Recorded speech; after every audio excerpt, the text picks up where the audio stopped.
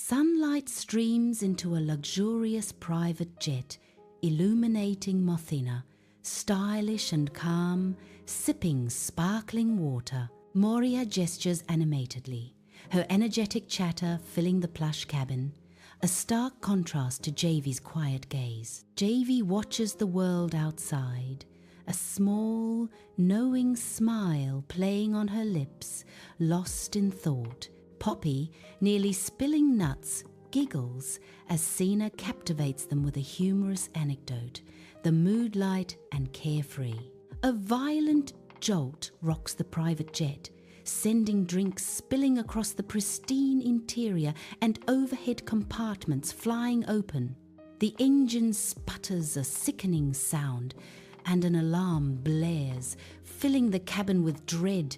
Panic etches fear onto every face as the dire announcement comes. "This is your pilot speaking. We have an emergency." The pilot's voice, strained yet steady, cuts through the chaos. "Brace for impact." The private jet plummets in a terrifying, uncontrolled descent, the cabin groaning under immense pressure.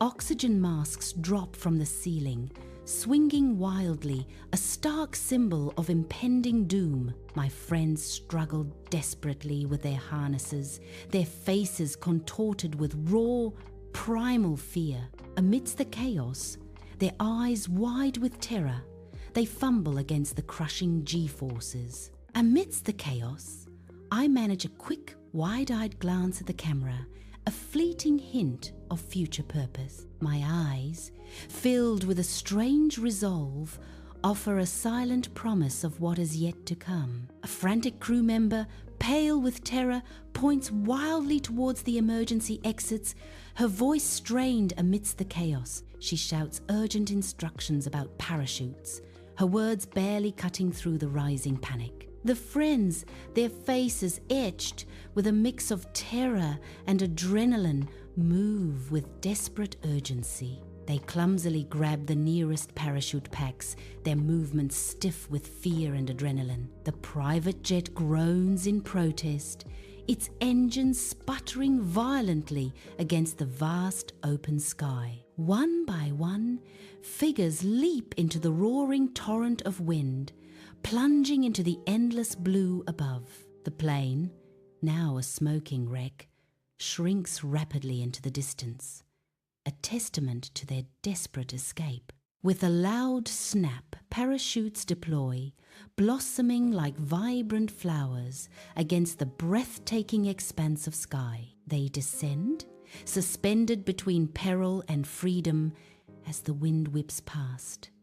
A symphony of survival. Against the majestic snow-capped Tatras Mountains, colorful parachutes descend slowly, a vibrant contrast to the rugged peaks. The friends brace for impact as the ground rushes up, a rough landing imminent. With a jarring thud, each figure hits the unforgiving terrain, scattering across the harsh landscape. The vibrant parachutes lie crumpled, silent witnesses to their tumultuous descent into the mountain's embrace. Mothina, entangled in her parachute, lands amidst a cluster of jagged pine trees in the unforgiving Tatras Mountains. She struggles, her hands fumbling with the stubborn fabric, a silent battle against the elements. Her eyes, a mix of fierce determination and palpable fear, scan the daunting, cold landscape around her. The crisp, biting mountain air stings her exposed skin, a harsh welcome to the desolate peak. Amidst the stark beauty of the Tatras Mountains, Javi, ever practical, begins to gather fallen branches. His movements are a study in quiet efficiency, his eyes sharp, scanning the rugged terrain. He searches for any sign of shelter, a fleeting hope in the vast, unforgiving wilderness. His gaze sweeps for danger, a silent promise to protect, etched on his determined face. Then a soft whimper breaks the silence, drawing his attention to Poppy. She sits, a small figure of distress, her ankle twisted, a silent plea in her tear-filled eyes. In the Tatras Mountains, the wind howls a relentless biting force. Moria, fear gnawing at her, pushes through the tempest, her shouts swallowed by the gale. Her eyes frantically scan the treacherous terrain, spotting Sina precariously close to a sheer cliff's edge. Sina lies disoriented but seemingly unharmed, a dizzying drop yawning beneath.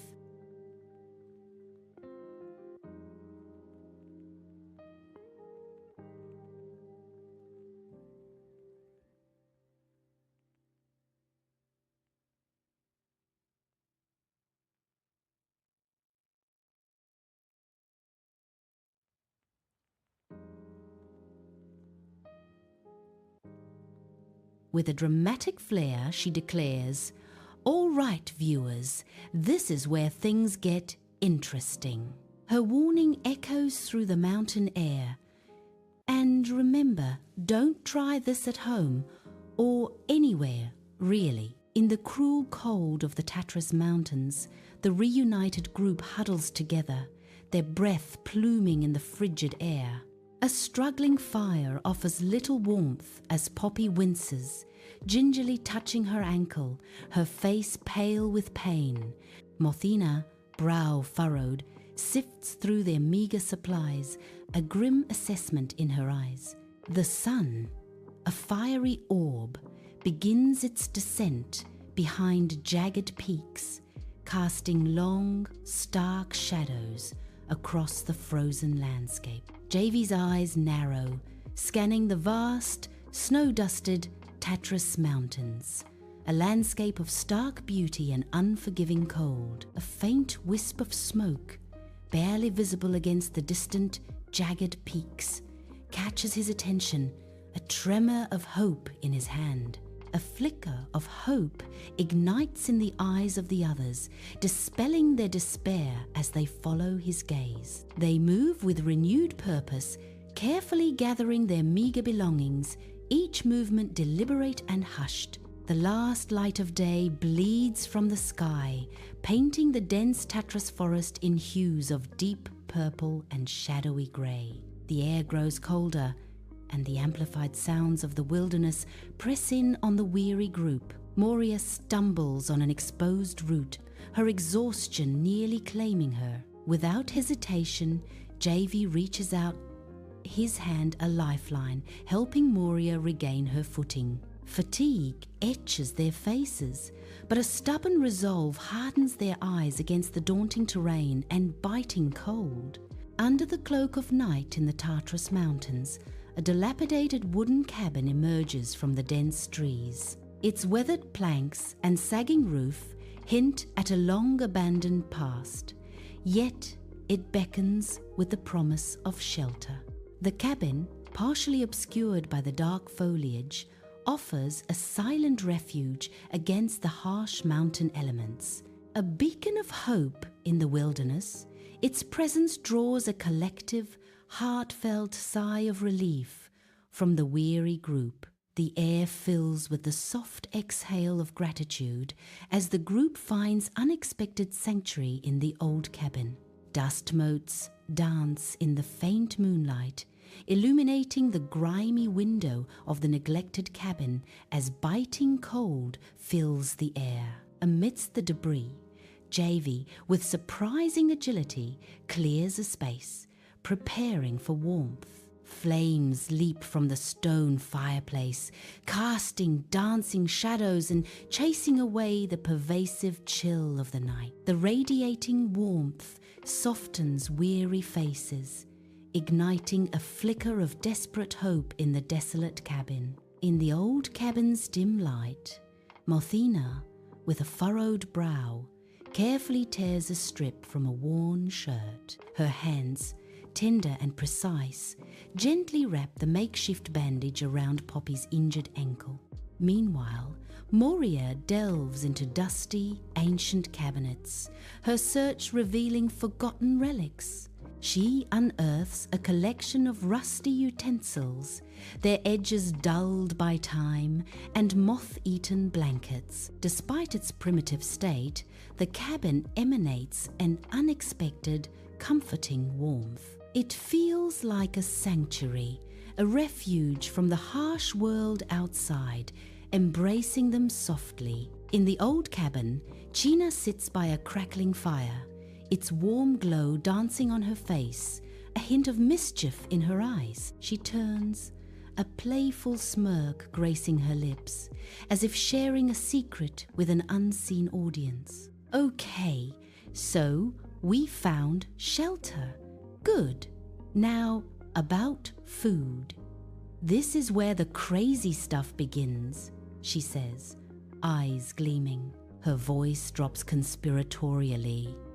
Seriously, if you're ever in this situation, consult an actual survival guide, not us. The fire casts long, shifting shadows, emphasizing the playful warning in her gaze. Golden sunlight pierces the old cabin walls, illuminating dust motes dancing in the air like tiny, ethereal spirits. Poppy, her injured ankle propped on a makeshift cushion, meticulously works to fashion a fishing rod, her brow furrowed in concentration. Suddenly, with a clumsy jerk, the stick nearly pokes Moria in the eye, a moment of startling near disaster. Moria, who has been watching, bursts into bright, unrestrained laughter, filling the small space with unexpected joy. Whoa there!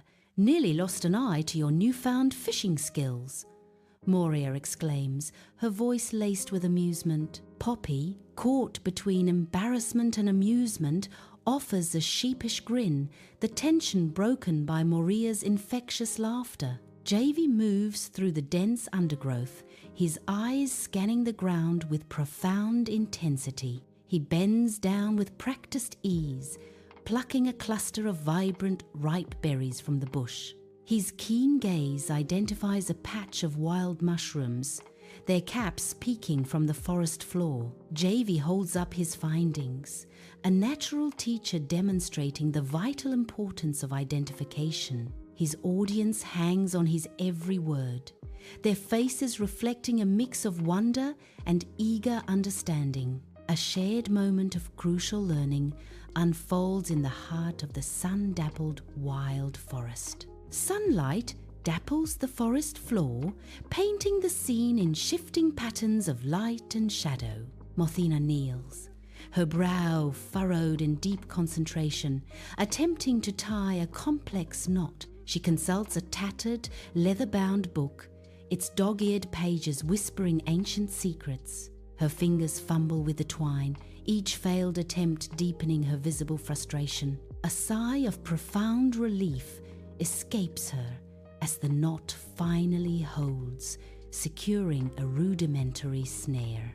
The newly fashioned snare trap lies on the ground, a testament to her perseverance and ingenuity. In the dim light of an old cabin, China observes Poppy, who kneels on the dirt floor, frantically rubbing two sticks together. More smoke than flame billows into the small space, filling the air with a choking haze. Poppy coughs, her face smudged with soot, a picture of desperate effort. Sina leans closer, a conspiratorial glint dancing in her eyes. She whispers, "This is what we call inefficient in the survival world." Her gaze sharpens, a warning in her voice.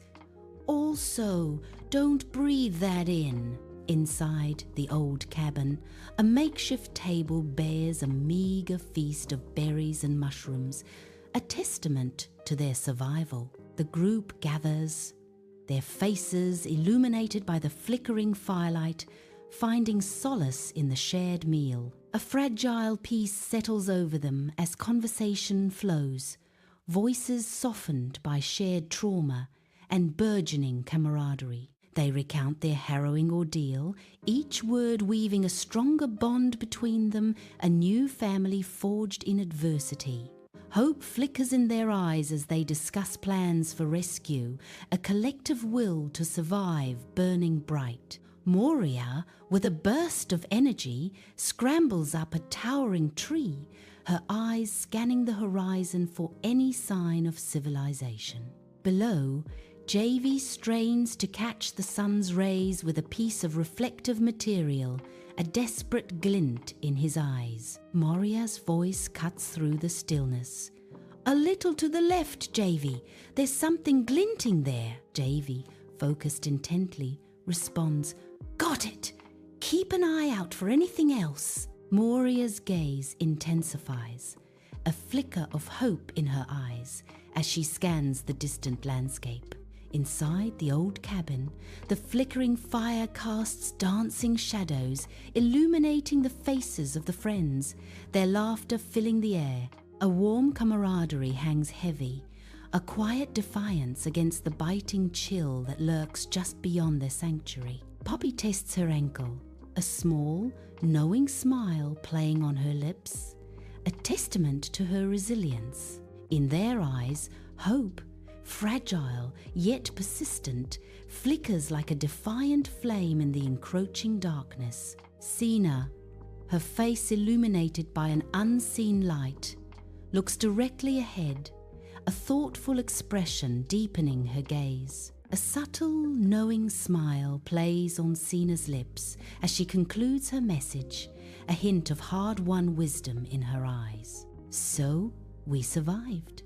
For now, this whole thing taught us a lot, Sina says, her voice resonating with quiet reflection. Stay safe out there, folks, and maybe, just maybe, double-check your flight's maintenance records.